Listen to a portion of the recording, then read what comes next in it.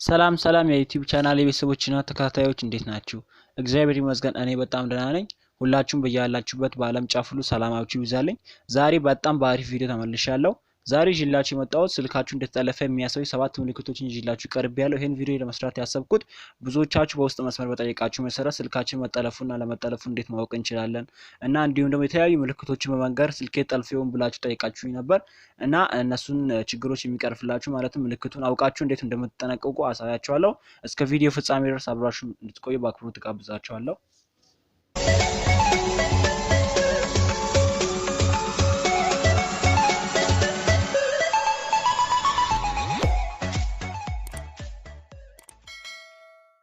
ቪዲዮ ከመሄዴ በፊት በመጀመሪያ ለዩቲዩብ ቻናሌ አዲስ ናችሁ እንኳን ወደ ዩቲዩብ ቻናሌ በሰላም መጣችሁ እያልኩ ይህ የዩቲዩብ ቻናሌ ሲሆን በዚህ ቻናል ላይ ትኩረቱን ቴክኖሎጂ ላይ ያደረገና በጣም አሪፍ ቪዲዮዎችን ለእናንተ የሚያቀርብ ቻናል ነው። እነዚህ መረጃዎች ለማግኘት ቻናሉን ሰብስክራይብ በማድረግ እና ከጎን የምትወጣው የደወል ምልክት አለች እሷን የደወል ምልክት በመንካት ኦል በማድረግ የቻናላችን ቤተሰብ መሆን ይችላሉ። ከዛም መለቃቸው አሪፍ ቪዲዮዎች እናንተ ጋር ይደርሳሉ ማለት ነው።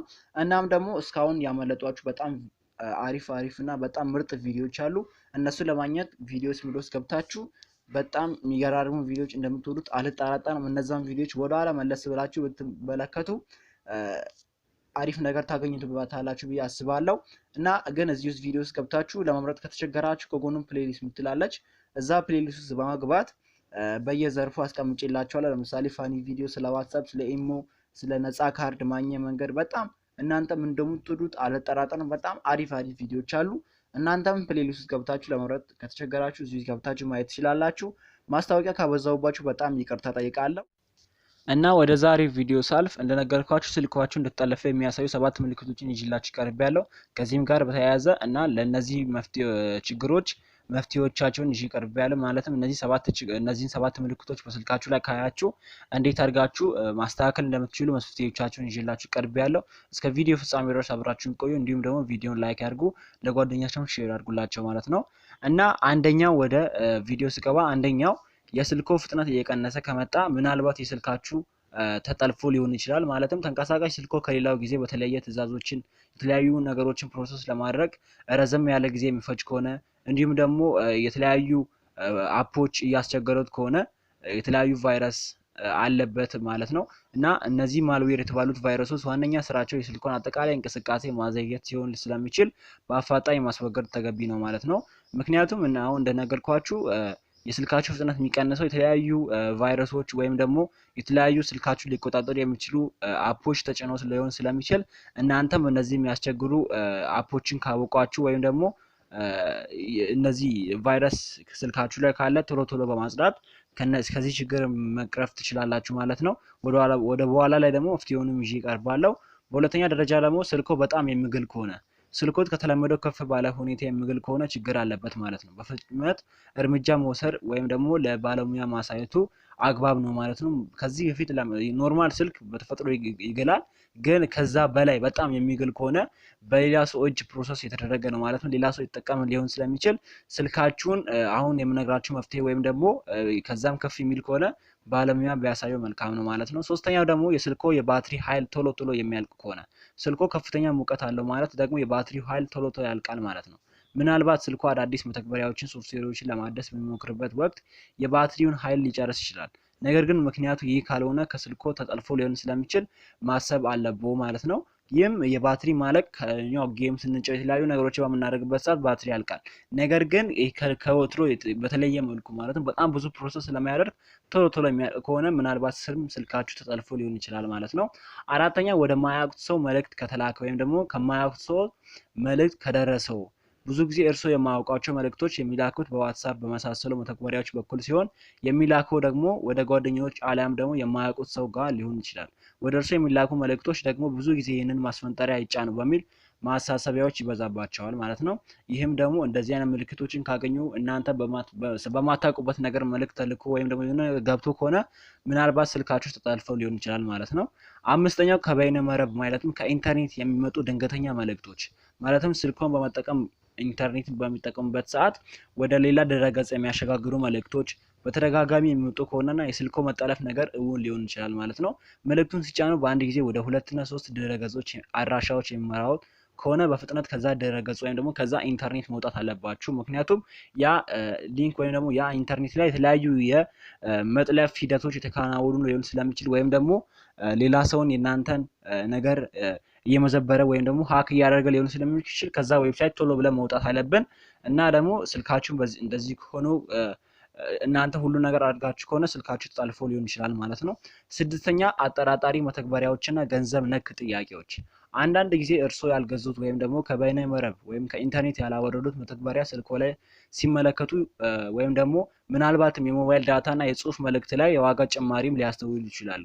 የክሬዲት ካርድ እና የሞባይል ገንዘብ ማንቀሳቀሻ መንገዶችን የሚጠቀሙ ከሆነ ይህ ሁኔታ ለጠላፊዎች ምቹ አጋጣሚ ሊፈጥርላቸው ይችላልና ይጠንቀቁ። ስለዚህ የይለፍ ቃሎችና የግል መረጃዎችን ስልኮ ላይ ባያስቀምጡ ይመረጣል። ምክንያቱም በጠላፊዎች እንዳይገኝ ተገቢውን ጥንቃቄ ማድረግ ያስፈልጋል ማለት ነው። በተለይ የተለያዩ ሞባይል ባንኪንግ አለ ስልካችን ላይ የምንጠቀመው እነዛን ነገሮች ጠላፊዎች በቀላሉ ሊቆጣጠሯቸው ስለሚችል ቶሎ ብለን ጥንቃቄ ማድረግ ያስፈልጋል ማለት ነው። ሰባተኛና የመጨረሻው ያልተለመዱ ድምጾች። የድምጽ ጥሪ በሚያደርጉበት ወቅት ያልተለመዱና ከዚህ በፊት ያልነበሩ ድምጾች የሚሰማውት ከሆነ ምናልባት ስልኮ የጠላፊዎች ሰለባ ሆኖ ሊሆን ይችላል። ይባስ ብሎም የስልክ ጥሪዎችን የተቀዱም ሊሆን ይችላል። ማለትም አሁን በብዛት ለሰዎች በምንደውልበት ሰዓት እነሱ ስፒከር ላይ በሚያደርጉበት ሰዓት በአብዛኛው የሚሰማ ድምጽ አለ አይደል?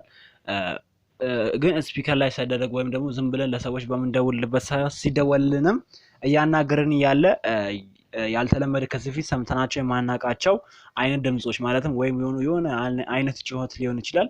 እንደነዚህ አይነት ድምጽ ጩኸቶች በምንሰማበት ሰዓት ምናልባትም ስልካችን የተቀዳ ሊሆን ይችላል ወይም ደግሞ ስልካችን ሌላ ሰው እያወራበትም ወይም ደግሞ የሰማበትም ሊሆን ይችላል ማለት ነው። ስለዚህ ይሄ ሆነ ማለት ስልካችን ተጠልፎ ሊሆን ይችላል ማለት ነው።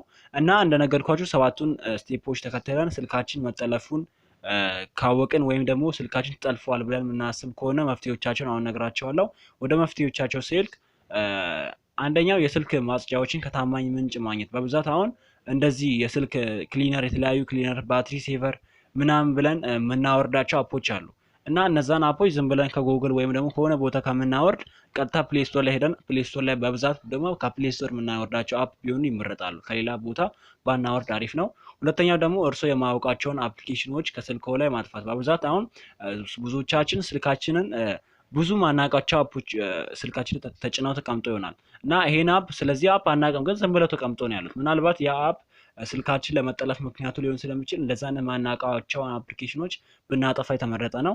ሌላው ደግሞ ብዙ ሰው የሚጠቀማቸው ነፃ ኢንተርኔት አገልግሎቶችን ማለትም ዋይፋይን በአብዛኛው ባንጠቀም የተመረጠ ነው። በብዛት አሁን ሰዎች የሚሰበሰቡበት ቦታ አለ እና እንደዛ አይነት ቦታ ደግሞ ሆን ተብሎ ስልካችሁን ለመጥለፍ ደግሞ ወይም ደግሞ ያልተገባ ነገር በእናንተ ስልክ ምክንያቱም እንደዚህ በዋይፋይ ምናምን በምንጠቀምበት ሰዓት የኛን ስልክ ሀክ ለማድረግ በጣም ቀላል ነው። ምክንያቱም ኢንተርኔት አክሰስ ከነሱ ጋር ኮኔክት ስለሆነ የኛ ኢንተርኔት አክሰስ እንዳለ እነሱ ማየት ይችላሉ ማለት ነው። ሌላኛው ስልክዎን በቀላሉ ሊታወቅ በማይችል የይለፍ ቃል መዝጋት። ይሄን በብዛቻችን የምናውቀው ነው። በቀላሉ የማይታለፍ ፓስወርድ ብናደርግ አሪፍ ነው ይባላል። በብዙዎቻችን አሁን ፓተርን አንዳንዶቻችን እንጠቀማለን፣ አንዳንዶቻችን ልብ አንለው፣ አንዳንዶቻችን ሲጀመር አንጠቀመውም እና እንደዚህ ማድረግ አለብን። ሌላው ደግሞ ከማይታወቁ ምንጮች መተግበሪያዎችን አለመጫን። በብዛት አሁን ቅድም እንዳልኳችሁ ቅድም ክሊነር ባትሪ ሴቨር የመሳሰሉትን ነው። ግን በቃ በተቻለን አቅም የማናውቀውን ዌብሳይት ገብተን ማናውቀው ሰው ሲልክልን ወይም ደግሞ ከቴሌግራም ሊሆን ይችላል ከተለያዩ ቦታዎች ማናውቃቸውን አፕሊኬሽኖች ባንጭን የተመረጠ ነው። ሌላኛው ደግሞ ስልክዎንና በስልክዎ ላይ ያሉ መተግበሪያዎችን ቶሎ ማሳደስ። በብዛት እንደዚህ አይነት የሃኪንግ ወይም ደግሞ የተለያዩ ስልካችሁ ሊጠልፉ የሚችሉ አፖች በቀላሉ አፕዴት አይደረጉም ወይም ደግሞ አፕዴት ቨርሽን የላቸውም ወይም ደግሞ ፕሌይ ስቶር ላይ ገብታችሁ አፕዴት አታደርጓቸውም። ስለዚህ በቀላሉ ቶሎ ስልካችን ላይ በየጊዜው ቢያንስ አፕዴት አድርጉ በሚልበት ሰዓት ወይም ደግሞ እኛ ዋይፋይ አክሰስ በምናገኝበት ሰዓት ወይም ደግሞ አፕዴት ማድረግ በምንችልበት ሰዓት ቶሎ የገባችን የስልካችን አፕሊኬሽኖችን አፕዴት በመናደርግ በጣም የተሻለ ነው። ምክንያቱም አፕዴት አንደኛ ነገር ለመለየትም ይጠቅመናል፣ ሁለተኛ ነገር ደግሞ ለአፑ ጥሩ ነው፣ ስልካችንም አሪፍ ነው ማለት ነው። ሌላኛው የመጨረሻ ደግሞ የስልኮን ክፍያና የዳታ አጠቃቀምን ይቆጣጠሩ። በብዛት የተለያዩ ሞባይል ባንኪንጎችን የምንጠቀም ሰዎች አለን ወይም ደግሞ ስልካችን ላይ ከብር ጋር የተያያዘ አክሰስ የምናደርግ ሰዎች አለን እና እንደነዚህ አይነት ነገር የምናደርግ ከሆነ ቶሎ መቆጣጠር አለብን። ምክንያቱም ጊዜ ሳንሰጠው ወይም ደግሞ በማይናይበት ሰዓት ስልካችን ተጠልፎ ከሆነ በቀላሉ እንደነዚህ አይነት ብሮችን ለማውጣት ሆነ እነሱም ልትሰረቁ ቀላል ነው። ስለዚህ ቶሎ ያለንን ቅሪ ሂሳብ ወይም ደግሞ እንደዚህ ከክፍያ ጋር ተያያዘ ነገር ማየቱ አስፈላጊ ነው ማለት ነው። በጣም አሪፍ ነገር እንዳስጨባጥኳችሁ ተስፋ አደርጋለሁ። መረጃውን ለማያውቁ ሰዎች ሼር አድርጉላቸው። ለጓደኞቻችሁ ሊሆን ይችላል፣ ለወዳጅ ዘመዶቻችሁ ይሄን ነገር ሊያስፈልጋችሁ ይችላል። ሼር አድርጉላቸው። በተጨማሪም ቪዲዮ ላይክ አድርጉ። እንደዚህ አይነት አሪፍ ቪዲዮዎችን ያገኙበታል። እና የዛሬው ትምህርት ይሄን ይመስላል። በሚቀጥለው በአሪፍ ቪዲዮ እስከምንገናኝ ድረስ ደህና ቆዩልኝ። አመሰግናለሁ። ቻው ቻው።